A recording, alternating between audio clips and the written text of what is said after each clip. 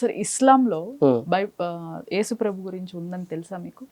యేసు ప్రభు లాంటి క్యారెక్టర్ వాళ్ళు రాసుకున్నారు తప్ప బైబిల్లో ఉన్నది యేసు ప్రభు కాదు, సారీ ఖురాన్ లో ఉన్నది యేసు ప్రభు కాదు. ఆ ఖురాన్ లోనే యేసు ప్రభు లాంటి క్యారెక్టర్ కాదు, యేసు ప్రభు కాదు, ఖురాన్ లో ఉన్నది మరియం అని ఒక చాప్టర్ కూడా ఉంది. మరి సూరా మరియం ఉంటది. ఓకే, ఇప్పుడు పాస్టర్ జాన్ పాల్ అని పేరు పెట్టి ఎవడో పుస్తకం రాశాడు అనుకో, అమెరికాలో పుస్తకం అంటే బైబిల్ కూడా ఎవరో రాసినవే కదా. మీరు 100% నేను సమాధానం ఇస్తాను నా బైబిల్ గురించి. ఓకే, అయితే నా బైబిల్ కాని దాని గురించి కూడా నేను ఖండిస్తాను. ఏంటంటే నా గురించి పాస్టర్ జాన్ పాల్ అని పేరు పెట్టి, పాస్టర్ జాన్ పాలు 3 అడుగులు ఉంటాడు మరగుజ్జు, పాస్టర్ జాన్ పాలు తెల్లగా మెరిచిపోతుంటాడు, ఓకే పాస్టర్ జాన్ పాలు అది ఇదని రాశారనుకోండి, ఫోటో నాదే పాస్టర్ జాన్ పాలు ఉంది, కానీ 3 అడుగులు మరగుజ్జు అని రాశాడు అనుకోండి, నేను మరగుజ్జునండి, నా పేరుందా నా ఫోటో మరగుజ్జు అని నమ్మాలి ఏంది? నేను తెల్లగా నెగనెగలాడిపోతాను, నేను ఎక్కడ నెగలేకపోతున్నాను. కాబట్టి ఏంటంటే పేరు నాది ఉన్నంత మాత్రం చేత, ఫోటో నాది ఉన్నంత మాత్రం చేత, డిస్క్రిప్షన్ గ్రంథంలో లేనివన్నీ మీకు అసత్యాలే. లే ఎందుకు అసత్యాలు చెప్తాను వినండి. ఫస్ట్ వచ్చింది బైబిల్.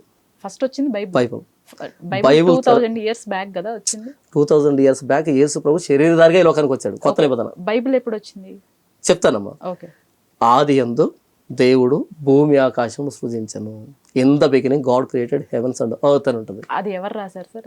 అది మోషే రాశాడు. మోషే ఎప్పుడు రాశాడు? మోషే క్రీస్తుకు పూర్వం 1500 రాశాడు. అది 1500 సంవత్సరాల క్రితం రాసింది. జరిగింది కాదు, రాసింది. అవును, అంటే రాసింది జరగలేదు. ఏది రాసింది జరిగిందని రాశాడు. చూసారా, జరిగిందని చెప్పారు సార్. మీరు అడిగిందని చెప్తున్నాను. రాసింది 1500 సంవత్సరాల క్రితం అయితే, అవును, ఆ జరిగింది ఇన్ ద బిగినింగ్ ఏదో జరిగిందో ఆ దేవుడు మోషే చెబుతూ ఉంటే, ఒక ఆదరే కదా రాసింది, ఆయన శిష్యులు ఫాలోవర్స్ వాళ్ళే కదా బైబిల్ రాసింది. అవునమ్మా. ఇప్పుడు ఏంటంటే, ఇప్పుడు నేను నెరేట్ చేస్తుంటాను, మీరు ఉత్తరం రాస్తారు.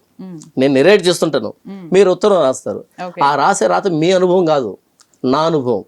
మీరు రైటర్, ఆథర్ మీరు, నేను నా ఎక్స్పీరియన్స్ చెప్తున్నాను. సో ఏంటంటే మీకు అనుభవం ఉండకపోవచ్చు. దేవుడు చెబుతూ ఉంటే in the beginning God created అని చెప్పినటువంటి ఆ దేవుడు బిగినింగ్ లో ఏం చేశాడు, ఆ సృష్టించేసిన దేవుడు చెబుతూ ఉంటే మోషే రాశాడు. రాసింది 1500 సంవత్సరాల క్రితమైనా, అంటే క్రీస్తుకు పూర్వం అయినా రాసింది. జరిగింది ఇన్ ద బిగినింగ్ జరిగిన దాన్ని ఆ చేసి ఆయన నెరేట్ చేస్తున్నాడు. సో ఇది ప్రారంభం నుంచి ఉన్నటువంటి గ్రంథం. ఇది యేసు ప్రభు 2000 సంవత్సరాల క్రితం శరీరధారిగా వచ్చింది. అప్పుడు వచ్చిందని కొత్త నిబంధన అంటాం. అయితే ఇప్పుడు నేనేమంటాను అంటే, ఫైనల్ గా యాజ్ పర్ కాన్స్టిట్యూషన్ ఎవరైతే ఉన్నారో, ఈ క్రైస్తవులు ఎవరైతే ఉన్నారో, ఈ హిందువుల నుంచి కన్వర్ట్ అయినప్పుడు అవును వారికి రిజర్వేషన్స్ వర్తిస్తాయా, వర్తించవా? లక్షణంగా వర్తిస్తాయి. ఓకే, ప్రతి ఎస్సీ నుంచి ఎస్ నుంచి ఇలా తక్కువ కులాన్ని చేసుకుని నమ్ముకుంటారు కదా, 100% రిజర్వేషన్ అనుభవించాలి. ఒకవేళ ఎవరైనా మేము రిజర్వేషన్ అనుభవించకూడదేమో, మేము మతం మారాం కదా అని ఎవరైనా అనుకుంటున్నారో వాళ్ళ కోసం చెప్తున్నా, లక్షణంగా ఆ రిజర్వేషన్ అనుభవించండి. ఎందుకు అంటే యేసు ప్రభువు నమ్మడం అన్నది విశ్వాసానికి సంబంధించింది, మనసుకు సంబంధించింది, ఆలోచనకు సంబంధించింది, జీవితానికి సంబంధించింది, మన కేటగిరీకి సంబంధించింది కాదు. ఒక వ్యక్తి వీడు ఎస్సీ అని ముద్ర వేసి వాడు నా కులానికి పరిమితం చేసినప్పుడు దానికి సంబంధించిన బెనిఫిట్లు అనుభవిస్తాడు. రిజర్వేషన్ అది రాజ్యాంగబద్ధం. మారింది మనసు, మనిషి కాదు. కులం మారలే. మతం మారితే కులం మారట్లేదు కదా. అదే నేను అంటున్నా, కులం మారితే కులంలో ఉండి మతం మారితే కులం మారట్లేదే. ఇప్పుడు ఎస్సీ ఉన్నాడు, యేసుని నమ్ముకున్నాడు, కులం మార్చట్లేదే. ఇప్పుడు నేను పలానా కులంలోకి వెళ్తా అంటే ఇస్తున్నారా? ఇవ్వట్లేదు. లేదా నాకు కులం ఏవద్దంటే ఇస్తున్నారా? ఇవ్వట్లేదు. మరలా అక్కడే ఇరికిస్తున్నారు. కాబట్టి రాజ్యాంగంలోనే అదే కులంలోనే ఉంటాడు, అదే కులానికి సంబంధించిన రిజర్వేషన్ అనుభవిస్తాడు. మతం మార్చుకున్నప్పుడు ఆ రిజర్వేషన్స్ వర్తించవు. ఒకడు ఉందా లేదా రాజ్యాంగంలో? లేదు. అది వాట్సాప్ యూనివర్సిటీలో వచ్చింది. ఈ వాట్సాప్ యూనివర్సిటీలో క్రైస్తవ మీద దుమ్మెత్తిపోయడానికి, క్రైస్తవాన్ని చెడ్డగా చిత్రీకరించడానికి వాట్సాప్ యూనివర్సిటీలు తిప్పుతున్నారు తప్ప మన వాళ్ళంతా. రాజ్యాంగంలో లేదు. అది అంబేద్కర్ గారు రాయలేదు. అంబేద్కర్ లక్ష్యంగా ఎవడు ఏ మతాన్నైనా స్వీకరించవచ్చు, పాటించవచ్చు, ప్రచారం చేసుకోవచ్చు, వ్యాప్తి చేసుకోవచ్చు అని చెప్పాడు ఆయన, ఆర్టికల్ 25. కానీ మనోళ్ళు వాట్సాప్ యూనివర్సిటీలో క్రైస్తవాన్ని ఎలాగైనా తప్పు పట్టాలని, మతం మారితే కులం మారదు. ఇప్పుడు నేనున్నాను, యేసుని నమ్ముకున్నాను, నేను పలానా కులానికి వెళ్తానంటే ఓకే వెళ్ళిపో అని అంటే కనుక నేను రిజర్వేషన్ వాడుకోను. లేకపోతే నాకు కులమే వద్దంటే ఓకే కులమే వద్దంట, క్యాస్ట్లెస్ అని చెప్పి వస్తే ఓకే నేను వాడుకోను. అలా కాకుండా నేను వేసుకోని నమ్ముకుంటే ఇప్పుడు ఒకడు చెట్టును నమ్ముతాడు, ఒకడు పుట్టను నమ్ముతాడు, ఒకడు కోతిని నమ్ముతాడు, ఒకడు మనిషిని నమ్ముతాడు, ఒకడు ఇంకోటి నమ్ముతాడు. అందరూ వాడి విశ్వాసం వాడు నమ్ముతున్నాడు. దీనికి రిజర్వేషన్ సంబంధం ఏంటి? నేను వేసుకోని నమ్ముతున్నా. ఏంటి రిజర్వేషన్ సంబంధం ఏంటి? కులానికి రిజర్వేషన్ ఇవ్వబడింది, మతానికి కాదు ఇవ్వబడింది. కులానికి రిజర్వేషన్ ఇవ్వబడింది. కులం మారినప్పుడు రిజర్వేషన్ ఎందుకు వాడుకోకూడదు? ఎందుకు రిజర్వేషన్ ఇచ్చాడు అంబేద్కర్ గారు?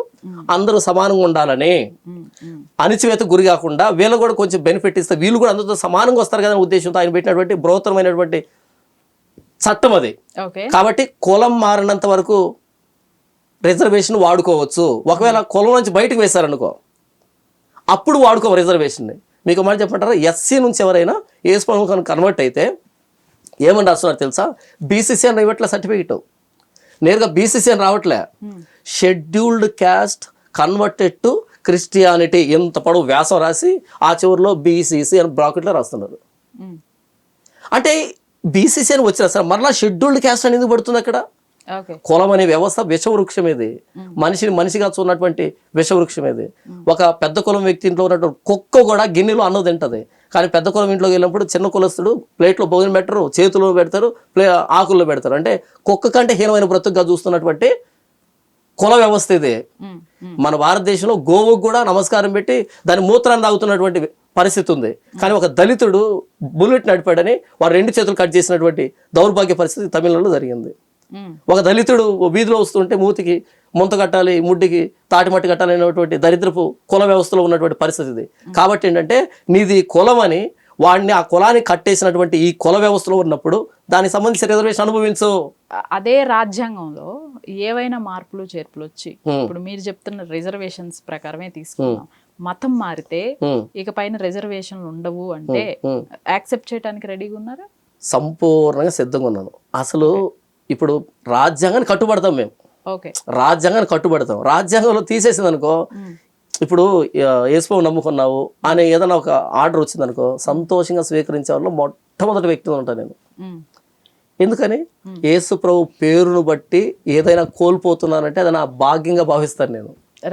లక్ష్యంగా నా పని చేసుకుంటా బ్రతుకుతాను. మీకు ఒక విషయం చెప్పమంటారా, నేను ఫార్మసీ చదివాను, బీ ఫార్మసీ చదివాను, ఇప్పటికి నా ఒరిజినల్ సర్టిఫికేట్లు తీసుకోలేదు.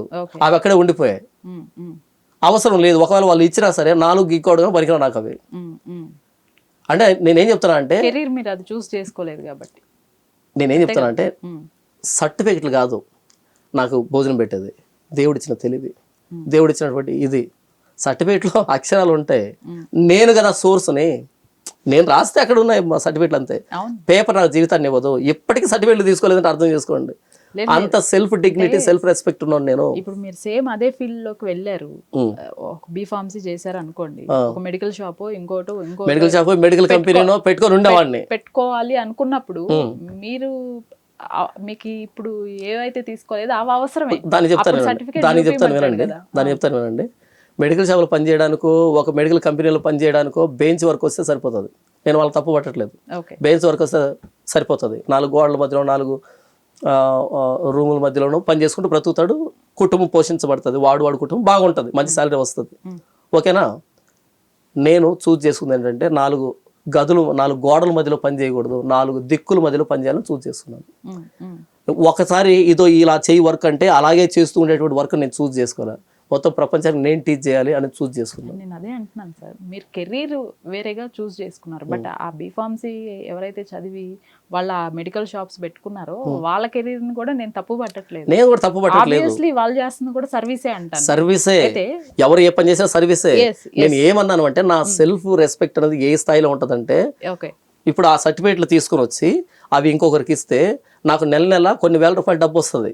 ఎందుకంటే నా సర్టిఫికేట్ మీద వాళ్ళు షాప్ పెట్టుకుంటే చాలా మంది అడిగారు నన్ను, చాలా మంది డాక్టర్లు వచ్చి అడిగారు, ఆ సర్టిఫికేట్లు ఇస్తే నేను మెడికల్ షాప్ పెట్టుకొని నీకు నెల ఇంత ఇస్తాను అమౌంట్ అని అడిగారు. 4-5 అడిగారు నన్ను, డాక్టర్లు వచ్చి అడిగారు. అంటే నేను దాని మీద బ్రతకట్లేదు కదా, ఫేక్ అవుతుంది అది. ఇంకొకరికి ఇచ్చి అలా తీసుకొని ఫేక్ అవుతుంది, నేను ఉండట్లేదు అక్కడ. ఇప్పుడు నా సర్టిఫికేట్లు పెట్టుకొని వాళ్ళు ఏదైనా అమ్మొచ్చు కదా. సో ఏంటంటే ఎంత సెల్ఫ్ రెస్పెక్ట్ ఉంటుందంటే నాకు వచ్చే ఆదాయం కూడా పోగొట్టుకుంటాను. నేను ఏం చేస్తానో దానికే నేను తింటాను తప్ప నేను ఏదైతే చేయలేదు దానికి నేను తీసుకోను. అంటే సర్టిఫికేట్లు కూడా పేపర్ లాగా చూసే అంత సెల్ఫ్ రెస్పెక్ట్ ఇక రిజర్వేషన్ దగ్గరకు చేసుకొని నమ్ముకున్న రిజర్వేషన్ తీసేస్తా అంటే ఆ స్టేట్మెంట్ కంప్లీట్ కాకపోతే తీసుకోపో అంట అంతే. ఓకే. ఆ స్టేట్మెంట్ కూడా పూర్తి ఇవ్వను నేను. ఏసు నమ్ముకుంటే ఫలం చేస్తా పో అంట. ఎందుకంటే నా యేసు ప్రభు కోసం కోల్పోవడానికి సిద్ధంగా ఉన్నాను.